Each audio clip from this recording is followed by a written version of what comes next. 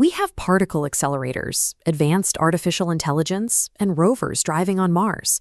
Yet, when we look at certain objects pulled from the dirt or the ocean floor, the smartest minds on Earth still have to look at them and ask, how on earth did they do that? In 1901, a crew of Greek sponge divers was exploring a shipwreck off the coast of Antikythera. Down among the statues and amphoras from 65 BC, they grabbed a corroded lump of bronze. Nobody thought twice about it. It got tossed in a box and sat in a museum for months. Then it cracked open. Inside were dozens of precision-cut, interlocking bronze gears. This incredibly complex analog computer used at least 30 gears to predict solar and lunar eclipses, track planetary positions, and model the moon's irregular orbit. Whoever built this was doing advanced calculus in metal. After it sank, humanity wouldn't produce anything this mechanically sophisticated for another 1,400 years. We found this in a shipwreck alongside standard cargo. It appears to have been a standard piece of equipment being transported for use, rather than a unique one-off prototype. Somebody was casually shipping an astronomical supercomputer across the Mediterranean like a crate of olive oil. It proves that a civilization can reach an astonishing peak of mechanical engineering and then entirely forget how to do it. In 672 AD, a massive Arab fleet sailed towards Constantinople to conquer the Byzantine Empire. The Byzantines were vastly outnumbered, and the capital was on the brink of falling. Then, the defending ships deployed a liquid weapon that sprayed from tubes mounted on their bows. It engulfed the enemy fleet in seconds. It burned right on the surface of the water, and sailors who jumped overboard found the flames following them into the sea. We call it Greek fire, and modern chemists still can't recreate it. From a chemistry standpoint, its properties actively contradict each other. You need a liquid that can be pressurized through a tube, ignites immediately upon contact with water, sticks to any surface, and cannot be put out. A few centuries later in the Middle East, blacksmiths started forging blades that could slice through European armor like tin, or cut a falling silk scarf cleanly in half using just the weight of the fabric. They called it Damascus steel. You can identify the genuine article by these distinctive, flowing, water-like patterns visible right on the surface of the blade, a direct physical result of a forging process we no longer understand. This visualization shows what scientists found in 2006 when they placed a genuine Damascus blade under an electron microscope. The metal is packed with carbon nanotubes, cylindrical structures of carbon atoms arranged at the molecular level to create one of the strongest materials known to science. We discovered these in 1991. Blacksmiths were forging them into swords 8 centuries earlier. The Byzantines guarded Greek fire so closely that the recipe died with their empire, and the Damascus forging technique vanished when specific trade routes dried up. These advantages were lost to extreme secrecy and broken supply chains, rather than being defeated by a superior enemy. Look at the Pantheon in Rome.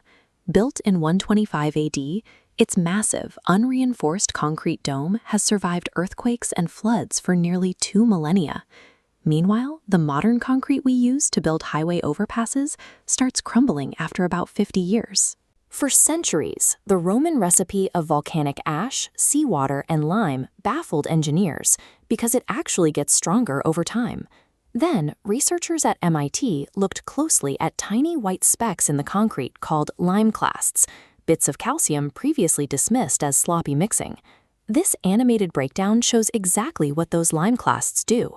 When a crack forms and water seeps into the structure, those tiny white chunks dissolve and recrystallize, physically expanding to seal the fissure.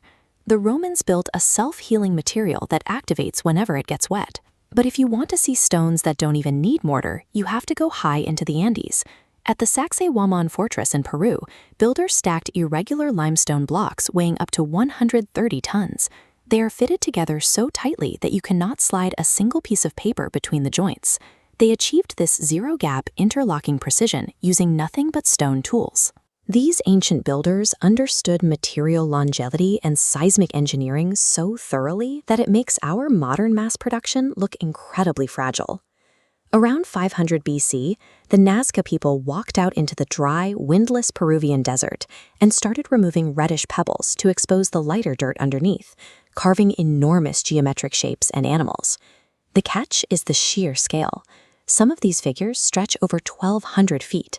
They possess perfect proportions, but as this aerial shot proves, they only resolve into a recognizable image from hundreds of feet in the sky. And the timeline only gets stranger. Jump to 250 BC in Mesopotamia, where someone assembled small clay jars with copper cylinders and iron rods inside. Pour in some vinegar, and it produces 1.1 volts of electricity. In the 4th century, Roman glassmakers created the Lycurgus cup, which glows green in reflected light and blood red when lit from behind. They achieved this by embedding gold and silver nanoparticles, particles exactly 50 nanometers wide, directly into the glass. Then you have the Voynich manuscript from the 1400s, 240 pages of complex botanical drawings, bizarre plumbing schematics, and an entirely unknown language that has defeated World War II cryptographers and modern AI. Or look at Puma in Bolivia, a temple complex carved from andesite and diorite, some of the hardest rock on Earth. The blocks feature perfectly flat surfaces and identical, deeply recessed geometric squares that look like they were cut by automated milling machines. These anomalies appear across different continents and eras, showing that technical mastery can reach an extreme peak in total isolation and then vanish without leaving a single blueprint for those who follow. We have an analog computer from ancient Greece, chemical weapons we can't formulate, medieval swords forged with nanotechnology, and self-healing Roman concrete that outlasts modern highways. It leads to a question about the permanence of our own era. How many world-altering discoveries were made, perfected, and then left behind while the centuries rolled on? The next time someone pulls a weird, corroded lump of metal out of a shipwreck, we probably shouldn't leave it sitting in a museum box. Because true technological progress isn't a straight line. It's a fragile thread, and our modern science is just as vulnerable to amnesia as the ancients were.